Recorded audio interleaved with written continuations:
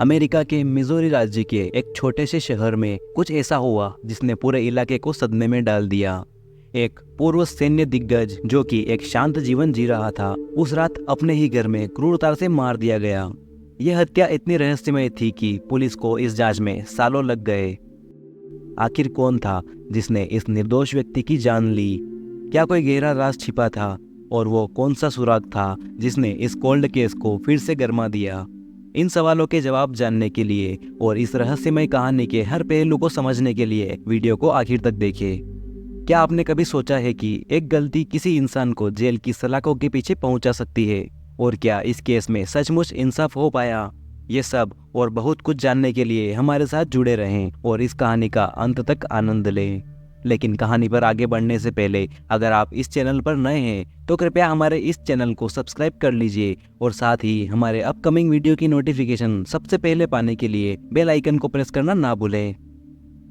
Tommy hope का जन्म 1955 में अमेरिकी राज्य टेक्सास में हुआ था। 3 बच्चों में से एक टॉमी का बचपन दुर्व्यवहार और उपेक्षा से भरा हुआ था। उसे और उसके भाई बहनों को अक्सर उनके माता पिता द्वारा अकेला छोड़ दिया जाता था, जिसके कारण उन्हें आखिरकार पालन पोषण प्रणाली में जाना पड़ा। टॉमी ने अपने बचपन में पालन पोषण प्रणाली के अंदर भी दुर्व्यवहार और उपेक्षा का सामना किया। जब वो वयस्क हुआ तो टॉमी संयुक्त राज्य अमेरिका की सेना में शामिल हो गया और अपने रिटायरमेंट के बाद उसने सेना में अपने अनुभवों का नकारात्मक वर्णन भी किया। उसने अपनी 20वीं की उम्र में जॉब छोड़ दी और गुजारा करने के लिए दूसरी नौकरी करने लगा, जिसके बाद आखिरकार वो कैम्प डेंटन शहर मिजोरी में बस गया। टॉमी अपने छोटे से शहर में बहुत मशहूर था। वो अवैध ड्रग्स का इस्तेमाल करने के लिए भी जाना जाता था।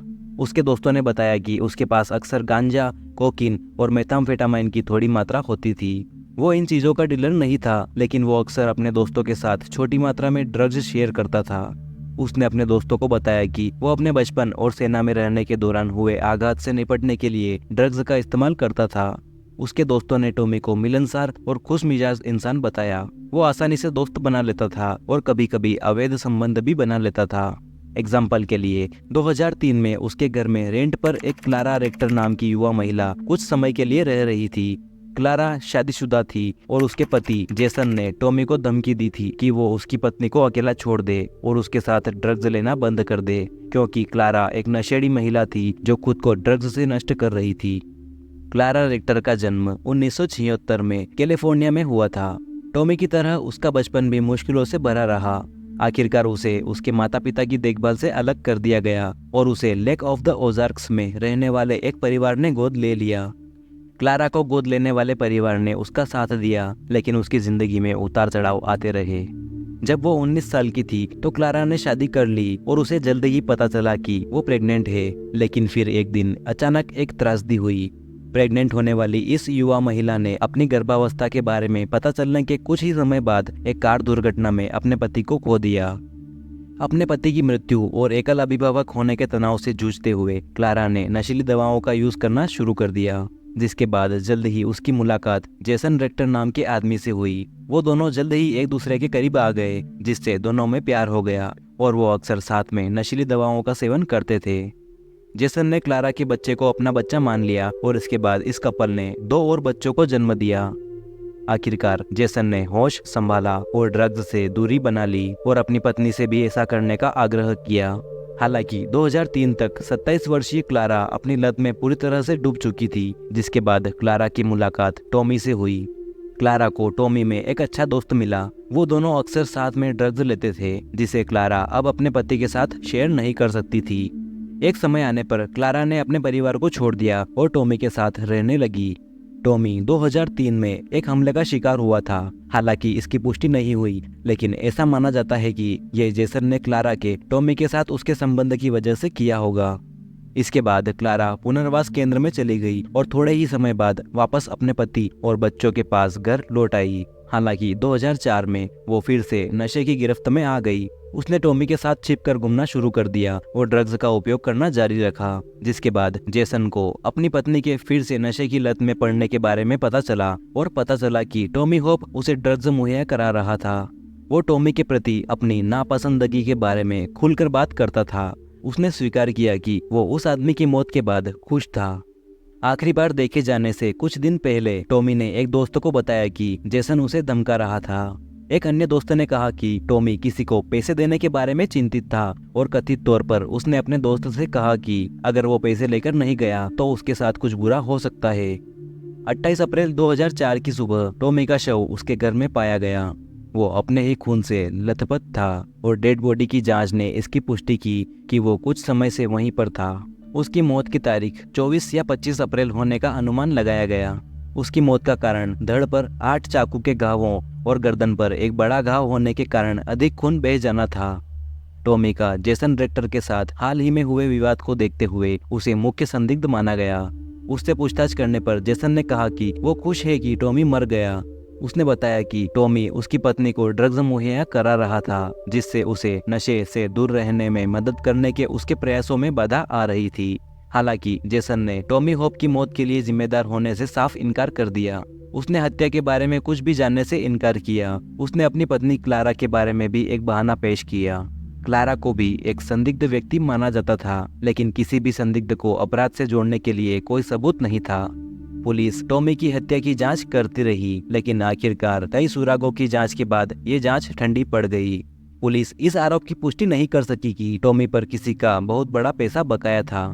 टॉमी के घर में खून के निशानों की तलाश के लिए ल्यूमिनोल का इस्तेमाल किया गया था। फोरेंसिक जांचकर्ता अपराध स्थलों पर खून की मात्रा का पता लगाने के लिए ल्यूमिनोल का उपयोग करते हैं, क्योंकि ये हीमोग्लोबिन में मौजूद आयरन के साथ प्रतिक्रिया करता है। ल्यूमिनोल की मदद से पुलिस को खून के निशान मिले जो खिड़की की ओर जाते थे।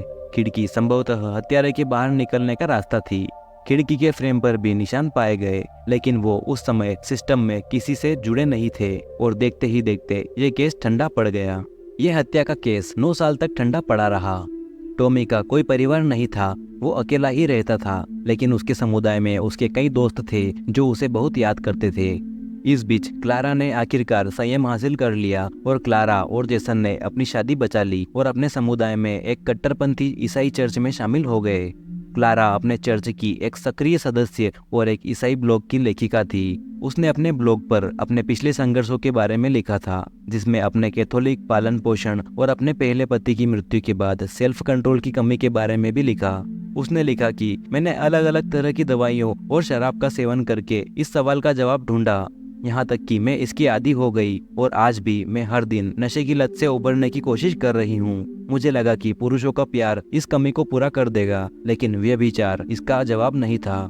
मैंने जहाँ भी देखा, मैंने जो भी कोशिश की, कुछ भी मेरे दिल में ईश्वर के आकार की जगह को भरने में सक्षम नहीं था।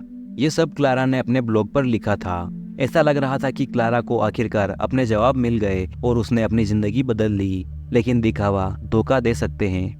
अप्रैल 2013 में जेरी सोसली नामक एक चर्च के पादरी ने कैम्डेन काउंटी पुलिस डिपार्टमेंट से संपर्क किया। स्थानीय बैप्टिस्ट चर्च के उस पादरी को लगा कि अब कानून प्रवर्तन को शामिल करने का समय आ गया है। दरअसल कई महीनों से जेरी एक महिला के उस पर प्रलोभन को उजागर करने की कोशिश कर रहा था, हालांकि वो महिला जुनूनी हो गई थी। पादरी ने कहा कि उस महिला ने उसे कई यौन रूप से स्पष्ट संदेश भेजे थे, लेकिन जब उसने उसके सेडक्शन को रिजेक्ट कर दिया तो वो महिला और अधिक जिद्दी हो गई, जिसके बाद उस पादरी को अपनी गाड़ी की विंडशील्ड पर इसी तरह के संदेश मिलने लगे।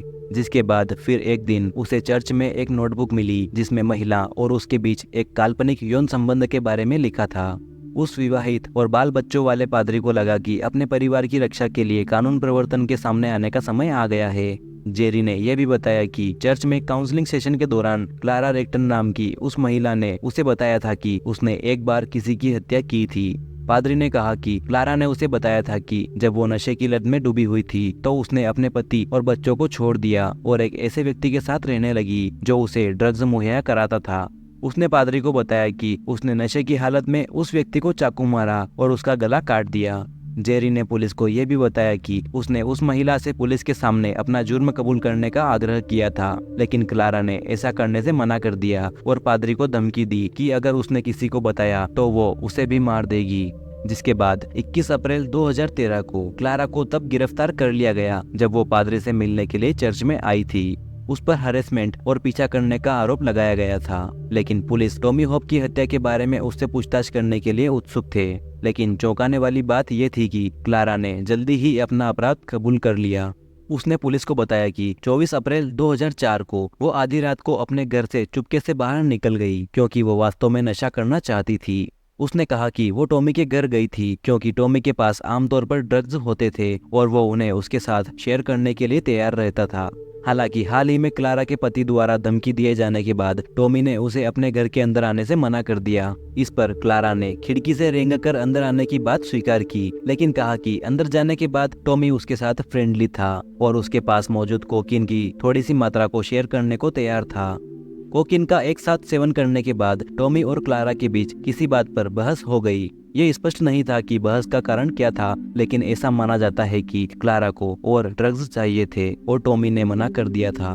क्लारा ने कहा कि नशे में धुत होकर उसने चाकू पकड़ लिया और टॉमी की पीठ पर कूद पड़ी। क्लारा ने हत्या के बारे में बयान दिया। उसने कहा कि सबसे पहले उसने टॉमी का गला काटा और जब वो खून से लथपथ लेटा हुआ था तो उसने उसे 8 बार चाकू मारा। उसने कहा कि वो उससे कहती रही कि वो उससे नफरत करती है और इस पर टॉमी ने उसे कहा कि वो मर रहा है।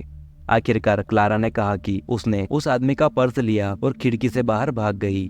जब वो अपने घर लौटी तो उसका पति जाग रहा था और उसका इंतजार कर रहा था।